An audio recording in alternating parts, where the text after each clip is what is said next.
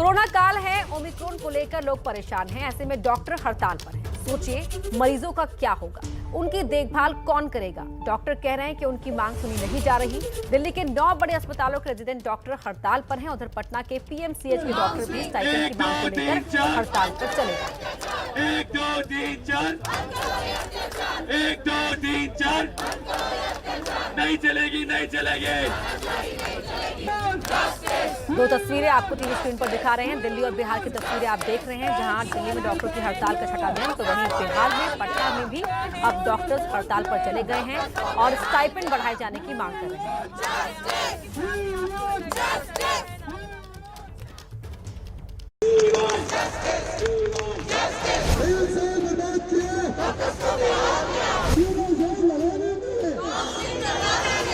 दिल्ली के 6 मुख्य सरकारी अस्पतालों में रेजिडेंट डॉक्टर्स हड़ताल कर रहे हैं, जिसके चलते इमरजेंसी और ओपीडी सर्विसेज अभी के लिए फिलहाल ध्वस्त हो गई हैं। दिल्ली में कोरोना फिर डराने लगा है। नए मामलों ने 6 महीने का रिकॉर्ड तोड़ दिया है। ओमिक्रॉन के भी 50 से ज्यादा मरीज मिल चुके हैं, लेकिन ये डॉक्टर है कि मानते ही नहीं। सोई हुई सरकार, डॉक्टरों पे अत्याचार बंद करो, बंद करो, डॉक्टरों पे अत्याचार बंद करो, बंद करो। दिल्ली के एम्स समेत 6 सरकारी अस्पतालों के रेजिडेंट डॉक्टर्स इसी तरह पिछले 6 दिन से कामकाज छोड़कर सरकार के खिलाफ मोर्चेबंदी में जुटे हैं। न ओपीडी चलने दे रहे, न इमरजेंसी में इलाज कर रहे हैं। मरीजों को बिना इलाज के अस्पताल से लौटाया जा रहा है। डॉक्टर्स का कहना है कि जब तक इनकी मांगे पूरी नहीं होंगी, उनकी हड़ताल जारी रहेगी। नीट काउंसलिंग में हो रही देरी को लेकर के लगातार डॉक्टर्स प्रदर्शन कर रहे हैं। दिल्ली के सरकारी अस्पताल के जो डॉक्टर्स हैं वो निर्वाण भवन के पास लगातार इस मांग को लेकर के प्रदर्शन कर रहे हैं कि जल्द से जल्द जो काउंसलिंग है वो 2021 बैच की कराई जाए, क्योंकि 1 साल बर्बाद किया गया है। इससे लोग जो है परेशान हैं और डॉक्टर्स बेहाल हैं। आप लोग लगातार प्रदर्शन कर रहे हैं, लेकिन उसके बाद भी हल क्यों नहीं निकल रहा? ये तो मिनिस्टर साहब को सोचना चाहिए कि हमारे प्रोटेस्ट के ऊपर ध्यान क्यों नहीं दे रहे, जबकि दिल्ली के सारे मेजर हॉस्पिटल्स पूरी तरह से बंद पड़ी है, पेशेंट परेशान है, और उसके बाद भी अगर कोई सोल्यूशन नहीं निकाल पा रहे तो बहुत बड़ा फेलियर है सरकार की। मांग तो एक ही है कि नीट पीजी काउंसलिंग जल्द से जल्द कराएं। पूरे जोर लगाएंगे, काउंसलिंग करवाएंगे। 17 दिसंबर से चल रही रेजिडेंट डॉक्टर्स एसोसिएशन की अनिश्चितकालीन हड़ताल में 3 से 5 हजार डॉक्टरों के शामिल होने का अनुमान है। दिल्ली सरकार के सफदरजंग अस्पताल, LNJP, RML और लेडी हार्डिंग के रेजिडेंट डॉक्टर्स भी आधिकारिक तौर पर इस हड़ताल में शामिल हो गए हैं। शौक नहीं मजबूरी है, ये हड़ताल जरूरी है। शौक नहीं मजबूरी है, ये हड़ताल जरूरी है। शौक नहीं मजबूरी है, ये हड़ताल जरूरी है। गतिरोध को खत्म करने के लिए केंद्रीय स्वास्थ्य मंत्रालय और federation of resident doctors association यानी FORDA ने कम से कम 4 दौर की बैठकें की हैं, लेकिन अब तक बात नहीं बनी है। मंगलवार को तो हड़ताली डॉक्टर स्वास्थ्य मंत्रालय के सामने थाली भी पीट कर आए, लेकिन लगता नहीं कि सरकार भी झुकने को तैयार है। अब इस लड़ाई का नतीजा भी देख लीजिए। स्ट्रेचर पर लेटी ये महिला बोन टीबी की मरीज है। इलाज के लिए परिवार कानपुर से उसे दिल्ली के सफदरजंग अस्पताल लेकर आया था, पर यहाँ इलाज मिलना तो दूर, अस्पताल के अंदर भी नहीं जा पाए क्योंकि डॉक्टरों की हड़ताल थी। नतीजा ये कि मरीज दर्द की हालत में इसी तरह अस्पताल के बाहर पड़ी है। बहुत दर्द है हमारे, मतलब हम उठ बैठ नहीं पाते हैं कमर में। कुछ मतलब रिंग आता हुआ है हमारे कमर में, मवाद बन गया हुआ है। कब से ये परेशानी है आपको? यह हो गए महीना भर ही। वो पहले इलाज चल रहा था आपका? पहले मतलब दवाई खाते रहे तो कुछ आराम ही नहीं मिली, समझी नहीं पाई बोन टीबी है। तो सफदरजंग में कब से इलाज चल रहा है? यहाँ मतलब इलाज पे मतलब भाई नहीं, शुरू ही नहीं भाई, यही कागज बने हैं, बुधवार का आए थे। सर्दी बहुत ज्यादा हो रही है दिल्ली में, तो वो मरीज को आप बाहर ही रखेंगे? अब बाहर तो है रखने, कमरा तो है नहीं, कोई ना मिल रहा है, क्या करें, वहाँ रुकने नहीं कमरे। डॉक्टर की तरफ से एडमिट भी नहीं किया जा रहा है अंदर? अभी नहीं। यही हाल इस परिवार का भी है। एक बच्ची 4 महीने की और दूसरी 6 साल की। हरियाणा से आया ये परिवार पिछले कई दिनों से सफदरजंग अस्पताल के बाहर ऐसे ही पड़ा हुआ है। 6 साल की इस बच्ची के पेट में सूजन है। माँ बाप ने कई जगह दिखाया, कोई इलाज नहीं मिला तो बड़ी उम्मीद से दिल्ली आए, लेकिन यहाँ आकर उनका दर्द और तकलीफ और बढ़ गया। सैंपल का चक्कर में ज़्यादा परेशान हूँ मैं, और इसका जो शरीर दुखता है, ये रोती है तो बहुत ज़्यादा परेशान है हमको। बच्ची को दर्द होता है? बहुत ज़्यादा होता है। परेशानी क्या है?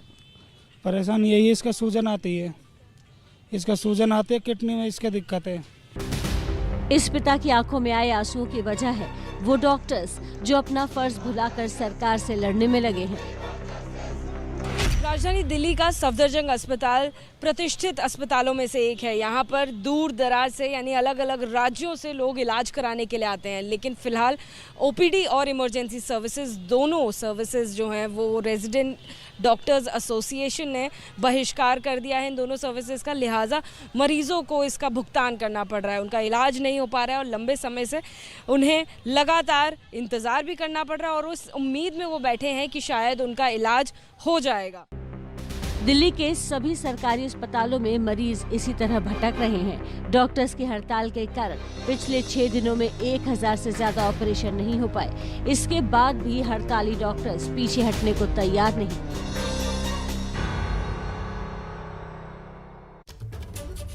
हमारे साथ जुड़ रही हैं हमारी संवाददाता निवेदिता शांडिल्य दिल्ली के सफदरजंग अस्पताल से, वो लाइव जुड़ रही हैं। निवेदिता, आपका रुख मैं करूंगी। लगातार हर दिन हर सुबह होती है इस उम्मीद के साथ कि डॉक्टर की स्ट्राइक आज खत्म हो जाएगी, लेकिन फिलहाल ऐसा नजर नहीं आ रहा। क्या आप देख पा रही हैं आज वहां? जी देखिए, सफदरजंग अस्पताल इसलिए भी खास हो जाता है क्योंकि काफ़ी दूर दूर से लोग यहाँ पे आते हैं कि मुफ्त का इलाज होगा, अच्छा इलाज होगा, लेकिन तस्वीरें इस वक्त यहाँ की परेशान करने वाली हैं। हर रोज़ के मुकाबले ज़्यादा मरीजों की भीड़ रह रही है और अब बात डॉक्टरों और सरकार और प्रशासन के बीच में जिद की आ गई है, क्योंकि पहले भी ये हड़ताल चल रहा था, लेकिन 9 दिसंबर को इसको होल्ड पे डाल दिया डॉक्टरों ने, जब उन्हें कहा गया कि हम इस मामले को गंभीरता से देखेंगे और आगे हम काउंसलिंग जो है वो करवाएंगे। लेकिन जब डॉक्टरों को पता चला कि अभी काउंसलिंग नहीं शुरू होने वाली है, उन्होंने एक बार फिर से 5 दिन पहले हड़ताल शुरू कर दी। निर्माण भवन पे बाकायदा थाली बजाया और फूल वापसी का कार्यक्रम भी किया, ये बताने के लिए, और कहा कि थाली बजाने से मरीजों का इलाज नहीं होता है, फूल देने से मरीजों का इलाज नहीं होता है, स्टाफ देने से होता है, क्योंकि स्टाफ की बेहद कमी है, जैसा कि डॉक्टर बता रहे हैं। उनका कहना है कि 1 साल की देरी हुई है नीट पीजी की काउंसलिंग में, जिसकी वजह से जो स्टाफ है वो ओवरबर्डन्ड है। और खासतौर से सरकार जब हर जगह कह रही है कि हम तैयारियां कर रहे हैं, ओमिक्रॉन के जो नए वेरिएंट के नए और तीसरे लहर की बात हो रही है, हर जगह उसकी तैयारियों की बात सरकार कर रही है, लेकिन जो डॉक्टर्स सारी चीज़ें देखेंगे, जो डॉक्टर्स मामले को देखेंगे, मरीजों को देखेंगे, उन डॉक्टर्स को क्यों आखिर अंडर स्टाफ रखा गया है, क्यों अस्पतालों में अभी स्टाफ नहीं है।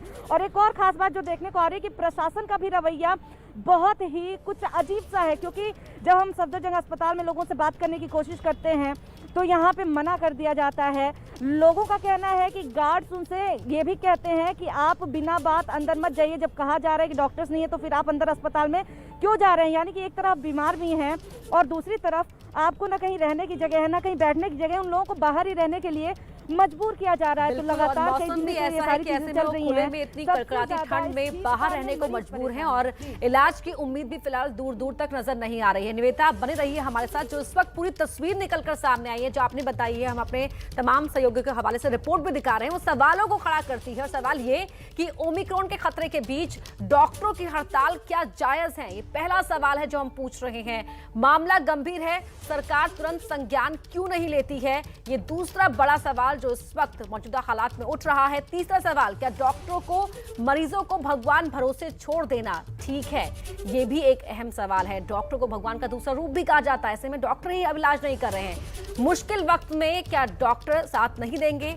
4 बैठकों में सरकार ने डॉक्टरों की मांग क्यों नहीं मानी है, ये भी एक बड़ा सवाल होता है कि जब डॉक्टर्स मांग करें तो उनकी मांगों पर असर क्यों नहीं हो रहा है। क्या सुप्रीम कोर्ट में सुनवाई का इंतजार नहीं कर सकते थे डॉक्टर्स स्ट्राइक पर जाने से पहले, जब मामला सुप्रीम कोर्ट में है? और इस पूरे मामले की गंभीरता इसलिए और बढ़ जाती है क्योंकि ओमिक्रॉन का खतरा भी अब लगातार तूफान बनकर सामने आ सकता है, WHO ने साफ कह दिया है। बहरहाल अगर स्ट्राइक की बात करें तो मामला सुप्रीम कोर्ट में है। सवाल यह है कि ओमिक्रॉन के खतरे और मामले की गंभीरता को देखते हुए क्या सुनवाई वक्त से पहले नहीं हो सकती है? सीधे रुख करते हैं अपने सहयोगी निपुण सहगल के पास, जो फोन लाइन पर हमारे साथ जुड़ रहे हैं। निपुण, पूरे मामले पर सुनवाई कब होनी है और क्या ये पहले नहीं हो सकती क्योंकि ओमिक्रॉन का खतरा तेजी से बढ़ रहा है? देखिए, ये सुनवाई 6 जनवरी को होनी है और उससे पहले सुनवाई की संभावना 2 वजहों से नहीं है। एक तो सुप्रीम कोर्ट में इस समय जाड़े की छुट्टियां चल रही हैं और सबसे बड़ी बात ये है कि ये जो रोक लगी हुई है, जो काउंसलिंग नहीं हो रही है नीट की, वो इस वजह से है कि सरकार को एक नई नीति प्रस्तुत करनी है सुप्रीम कोर्ट के सामने कि जो 10% इकोनॉमिक वीकर सेक्शन को, यानी सामान्य वर्ग के गरीबों को जो आरक्षण दिया जाना है, उसकी जो नीति बनाई थी सरकार ने, उस पर दिक्कत है सुप्रीम कोर्ट को कि आपने 8 लाख की आय सीमा रख दी है, आमदनी की सीमा रख दी है, जो कि गलत है। पूरे देश में एक जैसा ये नहीं हो सकता है। सरकार ने कहा था कि हम आपके सामने नई नीति रखेंगे और आपका अप्रूवल लेने के बाद, मंजूरी लेने के बाद ही उसको लागू करेंगे। तो स्थिति यह है कि 25 नवंबर को सरकार ने सुप्रीम कोर्ट को खुद बताया, 6 जनवरी को सुप्रीम कोर्ट ने तारीख लगा दी मामले की। अभी कोई नई नीति सरकार लेकर आई नहीं है। कम से कम अगर सरकार को इन बातों से, या किसी भी राज्य सरकार को भी ऐसा लग रहा है कि हमारे यहाँ संकट है, तो उनको सुप्रीम कोर्ट का दरवाजा खटखटाना चाहिए। 25 नवंबर से लेकर अब तक किसी ने भी सुप्रीम कोर्ट से आके मांग नहीं की कि आप जल्दी सुन लीजिए।